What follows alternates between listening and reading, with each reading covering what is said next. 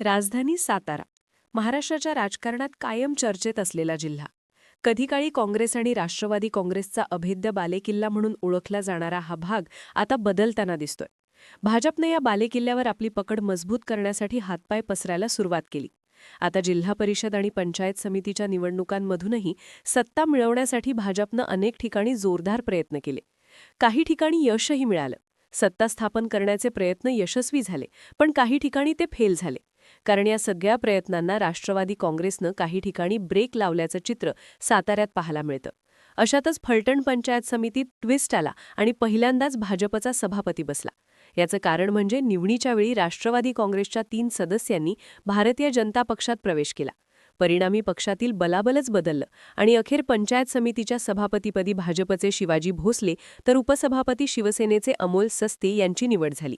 आणि आता असंच काहीसं चित्र सातारा जिल्ह्याच्या अध्यक्षपदाच्या निवडीत पाहायला मिळण्याची शक्यता व्यक्त केली जाते. महाराष्ट्रात अनेक जिल्ह्यांपैकी सगळ्यात चर्चेत असलेला सातारा जिल्हा परिषदेची ही निवड आहे. कारण राजांनी किंवा भाजपकडून खूप प्रयत्न केले जात आहेत, पण शिवसेना आणि राष्ट्रवादी एकत्र येऊन भाजपला धक्का देण्याच्या तयारीत असताना घोडेबाजार होऊ नये म्हणून सदस्यांना ट्रिपवर पाठवण्यात आलं असतानाही आता राष्ट्रवादीच्या एका सदस्याचा संपर्क तुटल्याची माहिती समोर येते. तो सदस्य भाजपच्या गळाला लागल्याचीही कुजबूज सुरू आहे. त्यामुळे आता सातारा जिल्हा परिषदेत पुन्हा एकदा मोठा ट्विस्ट येण्याची शक्यता निर्माण झाली आहे. नेमकं काय घडतंय, काय घडलंय, फलटणमध्ये काय झालं होतं, चला बोलूयात.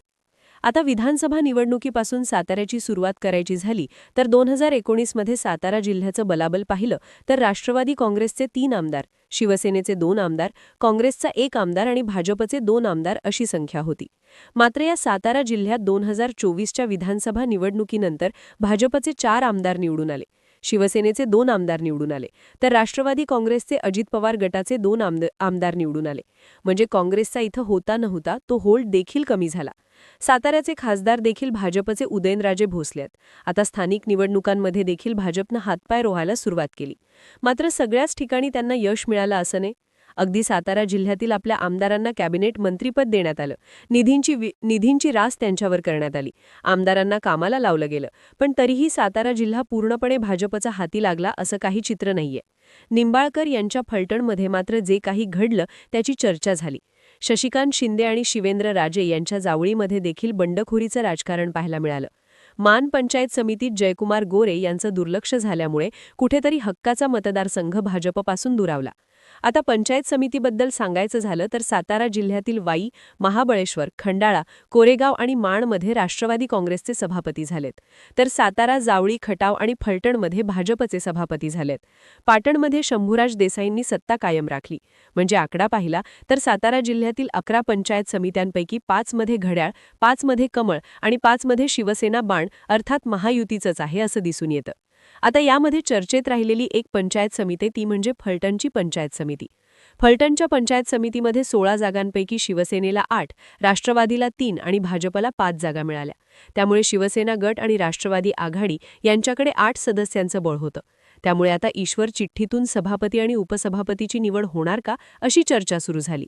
मात्र अचानक पडद्यामागून माजी खासदार रणजितसिंह नाईक निंबाळकर यांनी रणनीती आखली, त्यामुळे पहिल्यांदाच फलटणच्या पंचायत समितीवर भाजपचा सभापती निवडून आला.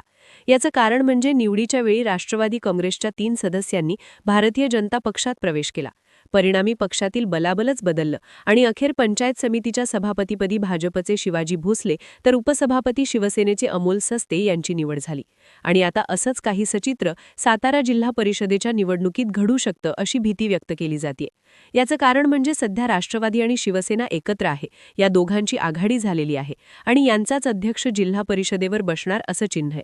पण भाजप बंडखोरी करेल किंवा घोडेबाजार होईल अशी शक्यता गृहीत धरून राष्ट्रवादी आणि शिवसेनेच्या नेत्यांनी महत्त्वाच्या बाकीच्या सगळ्या सदस्यांना अज्ञातस्थळी पाठवलं होतं.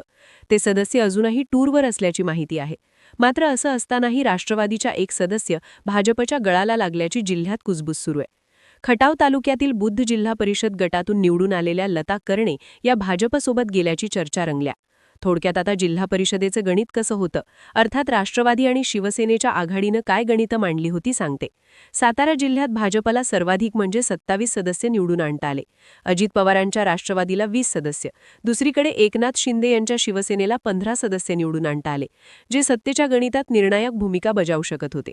निवडणुकीदरम्यान झालेले प्रचार, आरोप प्रत्यारोप, अपमान या पार्श्वभूमीवर शिवसेनेने अर्थात शंभूराजे देसाई आणि शिवसेनेच्या महत्त्वाच्या नेत्यांनी अजित पवारांच्या राष्ट्रवादीला साथ देण्याचा निर्णय घेतला आणि ही युती कायम राहिली तर जिल्हा परिषदेवर राष्ट्रवादी आणि शिवसेनेच्या युतीचा आघाडीचा अध्यक्ष बसण्याची शक्यता जास्त झाली. त्यामुळे भाजपला विरोधी बाकावर बसावं लागणार असंच बोललं जात होतं.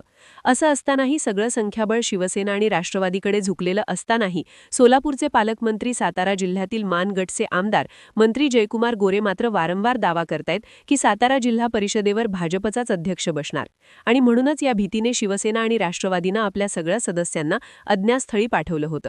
मात्र एवढं करूनही भाजपनं खटाव तालुक्यातील राष्ट्रवादी शरदचंद्र पवार पक्षाच्या सदस्या लता कर्णे यांना फोडण्यात यश मिळवलं. त्या अज्ञातवासात गेल्याचंही सांगण्यात येतंय. हे सगळं घडल्यानंतर तुमची बांधिलकी राष्ट्रवादी काँग्रेस पक्ष आणि जनतेशी, भाजपाशी ने याचा भान ठेवून परत या, अन्यथा अपात्र ठरवण्याची कारवाई करण्यात येईल असा इशारा प्रदेश अध्यक्ष आणि आमदार शशिकांत शिंदे यांनी कार्यकर्त्यांच्या मेळाव्यात दिलाय.